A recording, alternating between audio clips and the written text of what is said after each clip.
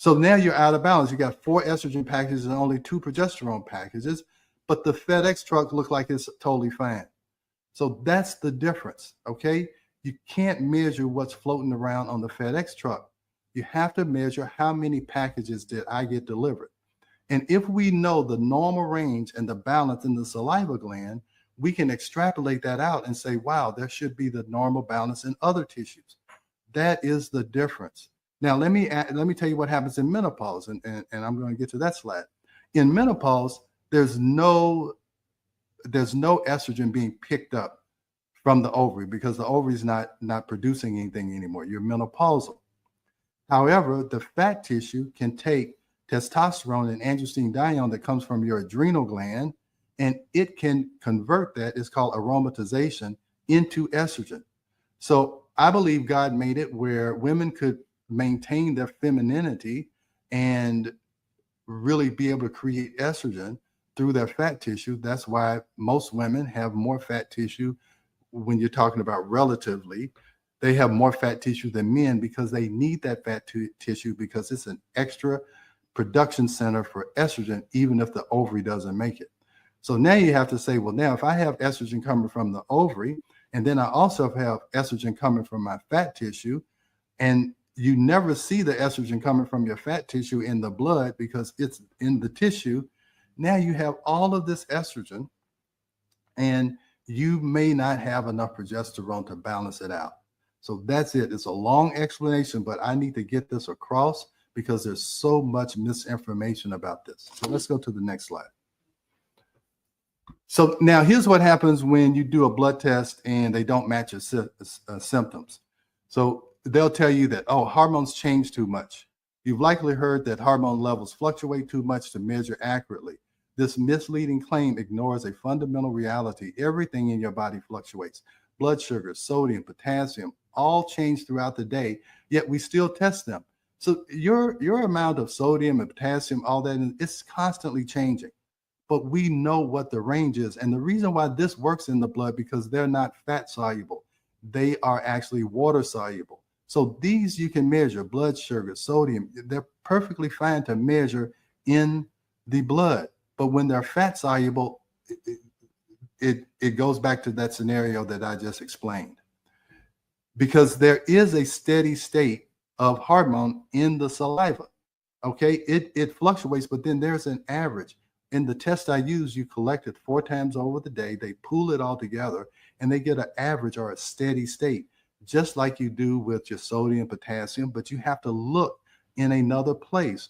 You're looking in the wrong place. You can't look for fat-soluble hormones in a water-soluble medium.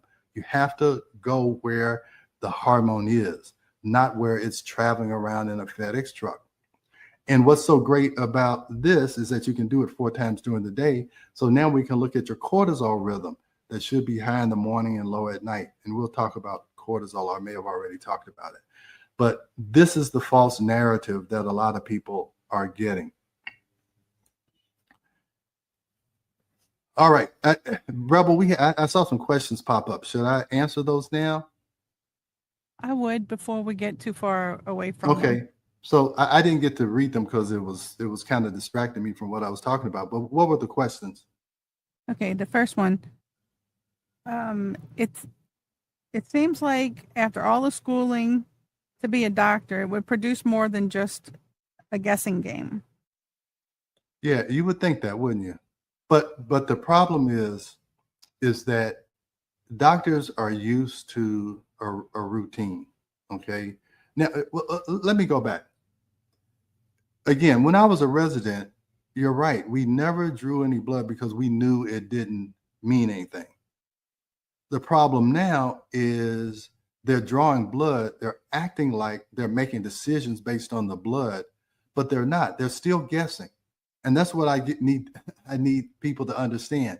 They are still guessing. We have to take the guesswork out of women's health. I will tell you, I did a video on TikTok where in California, they're trying to mandate this education about menopause because studies show that only 9% of the residents leaving OBGYN residencies or any kind of medical residency that they're only 9% of them feel like they know enough to handle menopause. Now, this is something that 100% of women are going to go through if they live long enough. And only 9% of the people feel like they know what to do. And the reason is that the blood tests don't tell you anything, that they're still guessing. And so if you don't want to guess about your health, women, you have to understand this, because I can't deal with doctors. Okay. They're too hard-headed, and you can't convert people who don't want to be converted. That's what I've learned a long time ago. And so I'm going to the public for one reason, is that it's easier to learn than it is to unlearn. And these doctors have learned all of these false narratives, and it's hard to get them to unlearn. At least patients have somewhat of a blank slate, and they've experienced this. They know that they've gone to the doctor, and the doctor said their blood tests are fine, and they've got fibroids, and they've got endometriosis. They got all of these things. Even if you have endometrial cancer, the blood levels aren't going to show you anything. And we know that that is due to excess estrogen. So I hope I answered that. They're still guessing because they have no credible data to make a decision from. So you're left to guess because you have inadequate information. That's the problem. So was there another question? Oh, yes, we have a few. Next Okay. one. From what you are saying, it would mean blood tests are at least 40% inaccurate in that. Is that the case? They're 100% inaccurate. I don't know where you got 40% from. So I think they were talking about all blood tests, not just Oh, these. no. Anything, like I said, sodium, potassium, all that, those are water soluble. No doubt about it. That is how you measure those. Fat soluble hormones are different. That's why they talk about vitamin K and vitamin E is hard to measure in the blood, because they're fat soluble vitamins. Okay. But if you have a water soluble vitamin, so yeah, this is your hormone blood tests are dead wrong. They are 100% wrong, premenopausally and postmenopausally. And that's just not me saying it. It's the GYN endocrinology textbook. It is in the textbook. Okay. And I don't care how many studies these doctors put out and try and show you that, yeah, if you elevate the blood level, you're going to get this. I'm going to show you what happens if you follow hormones through blood. That's even worse. Do we have one more question? And then I'll move on, and I'll answer questions maybe after the break. Okay. Do we have another one? Yeah, we do. If estrogen is stored in fat, when you lose weight, does it flood estrogen into the body? No. So think about estrogen. Think about fat being an estrogen factory. Okay. So if you lose fat, then you're decreasing the production of your estrogen factory. Because I will tell you, the menopausal women who need estrogen are women who are at their ideal body weight or less, because they don't have enough fat tissue to manufacture estrogen on their own. But if you have someone who's 10% or more over their ideal body weight menopausally, they have enough fat to produce it on their own. All right. So yes, if you lose weight, you're going to be less estrogen dominant. The more weight you gain, the more estrogen dominant you possibly could be. So one more? Do we have one more question? Yes, we do. Okay.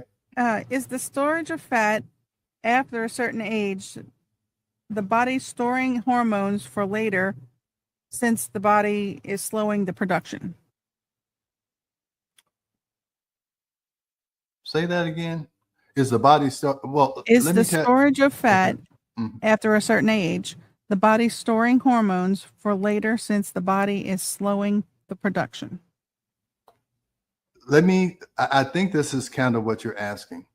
Most postmenopausal women or perimenopausal women, and I see this more times than I can even count, they will come in and say, ever since I've gone through menopause, I've gained 20 pounds and I haven't done anything different. I haven't changed how I eat. I haven't changed how I exercise. And I tell women point blank, you cannot diet and exercise your way past a hormone problem. What has happened is that menopausally, their fat tissue is making estrogen. but the ovary is the sole source of progesterone. You don't have an extra progesterone factory. So your estrogen goes down,